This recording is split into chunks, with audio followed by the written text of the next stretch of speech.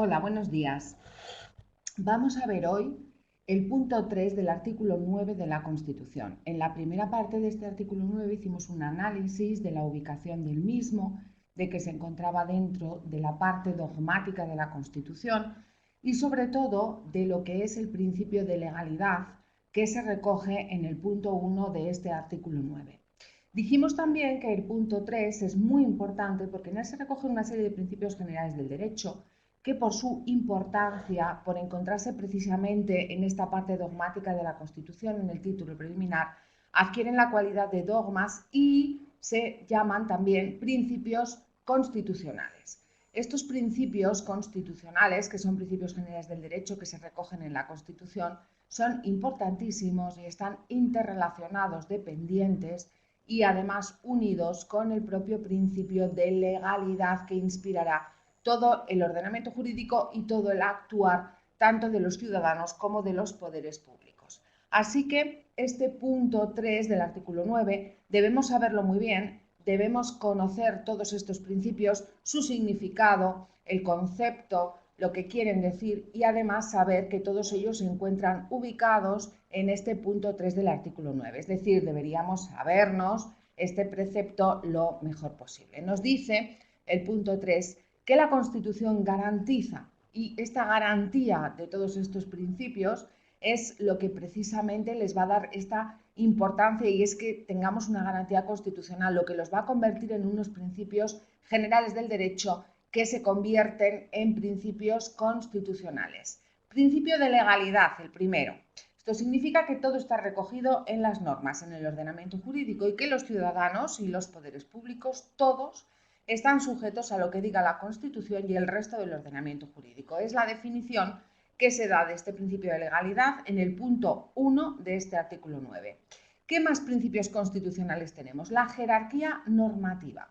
La jerarquía normativa implica que el ordenamiento jurídico está ordenado y estructurado jerárquicamente, igual que el ejército. Hay normas inferiores y otras normas superiores, y las normas inferiores deben sujetarse a lo establecido en las normas superiores, no pueden contravenirlas ni contradecirlas. En la cúspide de toda esta ordenación jerárquica se encuentra la Constitución, que será la norma superior de todo ese ordenamiento jurídico, y por debajo de la Constitución tendremos las leyes, por debajo de las leyes tendremos los reglamentos. Dentro del grupo de leyes, como ya vimos en su día, en otras píldoras anteriores, vamos a tener las leyes orgánicas, las leyes ordinarias, las normas con rango, valor, fuerza de ley, que tienen el mismo nivel que una ley ordinaria. Esa es la estructura jerárquica de las normas. Una norma inferior debe sujetarse a lo establecido en las normas superiores, de tal manera que no podrá contravenirla nunca. Una norma de igual rango sí que podrá derogar a esa otra norma de igual rango. Es decir, las normas sí que pueden contravenir normas de rango inferior o de igual rango. Toda norma va a poder modificar o derogar normas de rango inferior o de igual rango. Nunca las de rango superior. Deberán sujetarse a lo establecido en las normas de rango superior. Esta tiene su lógica y su importancia, que viene determinada fundamentalmente, esta jerarquía normativa, porque a mayor importancia dentro de la jerarquía normativa es porque va a tener que ser elaborada esa norma, por ejemplo, por las Cortes Generales, que son las que tienen la potestad legislativa. Después, a menor o estar por debajo dentro de esa jerarquía normativa es porque están elaboradas esas normas por el gobierno, que sería el caso de los reglamentos. Por tanto, a mayor importancia o está en un nivel superior dentro del ordenamiento jurídico, es porque para su aprobación o para la aprobación de esa norma se requieren unas mayorías más específicas, o que sean las Cortes Generales como representación del pueblo español y no el gobierno, que simplemente es el poder ejecutivo. Es decir, mayor fortaleza tiene esa norma. Por eso se da esta jerarquía normativa. Publicidad de las normas. Es necesario y fundamental para que una norma entre en vigor que sea publicada. La publicidad se da en los boletines oficiales, que son precisamente pues, los boletines oficiales de cada una de las administraciones. En el ámbito nacional estará el Boletín Oficial del Estado, en el ámbito autonómico el Boletín Oficial de la Comunidad Autónoma, que en el caso aragonés será el Boletín Oficial de Aragón. En los ámbitos provinciales o municipales se encuentra el Boletín Oficial de la provincia. Entonces, Para que la norma entre en vigor es necesario que se publique la publicidad de la misma en el boletín oficial correspondiente, de tal manera que si una norma no está publicada no puede entrar en vigor.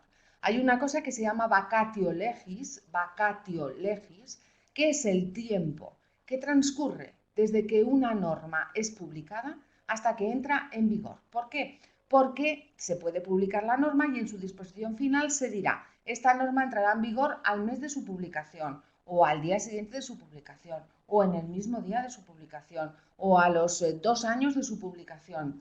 Entonces, esa es la vacatio legis, es el periodo que transcurre desde que la norma se publica hasta que entra en vigor. Vacatio legis, esto cayó una vez en un examen. Si la norma no dice nada, la vacatio legis de carácter general se entiende que es de 20 días. 20 días es la vacatio legis si la norma no dice nada. 20 días. 20 días será la vacatio legis si en la norma no se establece el plazo en el que va a entrar en vigor. Es necesario, por tanto, que las normas se publiquen para que entren en vigor. Y retroactividad de las disposiciones sancionadoras no favorables o restrictivas de derechos individuales. 3 conceptos. En primer lugar, una disposición es cualquier tipo de norma. Sancionadora es que castiga y sancionadora no favorable es que castiga de forma más grave. Es decir, por ejemplo, puede ser que hoy para saltarme un semáforo la pena o la multa, pena no, porque pena es un concepto de condena penal, ¿verdad? La multa sea de 100 euros y mañana cambien la norma y sea de 150 euros. Sería una disposición sancionadora no favorable porque castiga más duramente. Si tengo que hoy la multa es de 100 euros y mañana cambian la norma y es de 50, tendremos una disposición sancionadora favorable, porque sanciona, pero sanciona menos y es de carácter favorable, por tanto. Y también aquellas restrictivas de derechos individuales. Restrictivo de derecho individual es aquel que restringe cualquier tipo de derecho del sujeto, derecho que forma parte del individuo, un derecho del individuo. Entonces, se dice, o es un principio general del derecho, la irretroactividad de disposiciones que sancionan de forma desfavorable o aquellas que restringen derechos individuales. Cualquiera de las dos serían irretroactivas. ¿Qué es la irretroactividad en contraposición a la retroactividad? Se dice que una norma es retroactiva, sin la I, cuando puede aplicarse a situaciones que se produjeron con anterioridad y es irretroactiva, con la I, cuando solo puede ponerse esa norma o aplicarse a situaciones que se producen a partir de la entrada en vigor de esa norma. Entonces, ¿qué es lo que me encuentro por tanto? Me voy a encontrar que si hoy me salto un semáforo y la multa es 100 euros y mañana cambia la norma y la multa es de 150 euros, como es una disposición sancionadora no favorable, será siempre irretroactiva. Es decir, no se podrá aplicar a aquellas situaciones en las que se saltó el semáforo antes de que entrase en vigor esta norma que castiga más gravemente y pone 150 euros. Si yo me he saltado el semáforo el 3 de abril y la norma cambia el 10 de abril, no se podrá aplicar retroactivamente a situaciones anteriores porque son unas disposiciones sancionadoras no favorables. Entonces, estas disposiciones sancionadoras no favorables serán irretroactivas. Las retroactivas de derechos individuales también irretroactivas. ¿Qué sucedería si yo 3 de abril me salto el semáforo, me pillan y son 100 euros y el día 10 de abril cambian la norma y lo ponen en 50? Pues lo que diga la propia norma. En este caso podrá ser retroactiva porque es favorable, pero la propia norma dirá: y estas nuevas multas se aplicarán a todas las situaciones que se produjeran antes, pues a partir, por ejemplo, del 1 de abril. Entonces, como yo me lo salte el 3 de abril, pues entraría. O a lo mejor la norma pues dice a partir del 4 de abril y yo no entraría. Ya ahí se tendrá que estar a lo que diga la propia norma. Seguridad jurídica. La seguridad jurídica es una consecuencia del principio de legalidad. ¿Por qué? Porque todos sabemos qué es lo que va a pasar.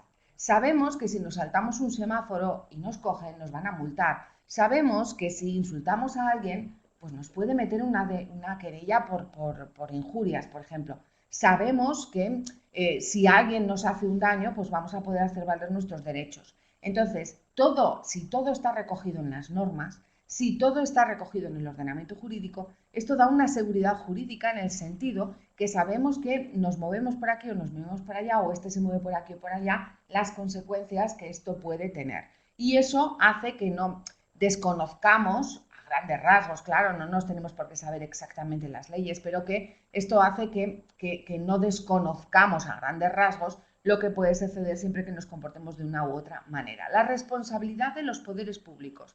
Los poderes públicos son responsables, dado que los ciudadanos y los poderes públicos están sujetos a la Constitución y al resto del ordenamiento jurídico, los poderes públicos son responsables, tienen responsabilidad por su actuación y tienen una responsabilidad de índole penal, de índole civil y de responsabilidad también patrimonial. Van a responder con su patrimonio, van a tener la responsabilidad de responder mediante indemnizaciones cuando por el funcionamiento de los servicios públicos tengamos una lesión en nuestros bienes o derechos. Y por último, interdicción, que significa prohibición de la arbitrariedad de los poderes públicos. Los poderes públicos están sujetos a la Constitución y al resto del ordenamiento jurídico, por tanto, no pueden actuar de forma arbitraria, no pueden hacer lo que les dé la gana, sino que tienen que actuar de acuerdo con lo que establece el ordenamiento jurídico. Por tanto, se prohíbe, interdicción es prohibición, la arbitrariedad de los poderes públicos, que los poderes públicos hagan lo que les dé la gana. Así se permite la discrecionalidad. La discrecionalidad significa que dentro de un marco reglado se va a permitir un cierto margen de maniobra. Un ejemplo de discrecionalidad es, por ejemplo, cuando se dice que cada ayuntamiento va a poder decidir, o cada municipio va a tener 2 fiestas locales y cada municipio decide cuáles son las suyas. Esa decisión de cuáles son sus fiestas locales es una decisión discrecional, siempre dentro del ámbito marcado por la norma, por la ley, por el ámbito reglado, que es que son 2 fiestas locales. Y discrecionalmente cada ayuntamiento decide cuáles son esas fiestas en virtud de la idiosincrasia de ese pueblo, etc. Otro ejemplo de discrecionalidad son los tribunales de oposiciones, siempre rigiéndose por lo que establece la normativa acerca de cómo van a tener que funcionar pues, para la selección de los futuros funcionarios, etcétera, pues van a tener ese ámbito de discrecionalidad en el sentido que el examen, tal y como tiene que estar planteado por la norma como ha de ser, pero las preguntas del examen discrecionalmente las pone ese tribunal. Por tanto, la arbitrariedad está prohibida, interdicción de la arbitrariedad de los poderes públicos, pero sí se permite esa discrecionalidad que es siempre dentro de un marco absolutamente reglado y normativizado. Muy bien, pues estos son los principios constitucionales que se recogen en el artículo 9.3. Es conveniente que os lo sepáis lo más fidedignamente posible, es decir, lo más literalmente posible con lo que dice la Constitución y siempre comprendiendo, por supuesto, su significado. Nos vemos en la siguiente clase. Hasta luego a todos. Adiós.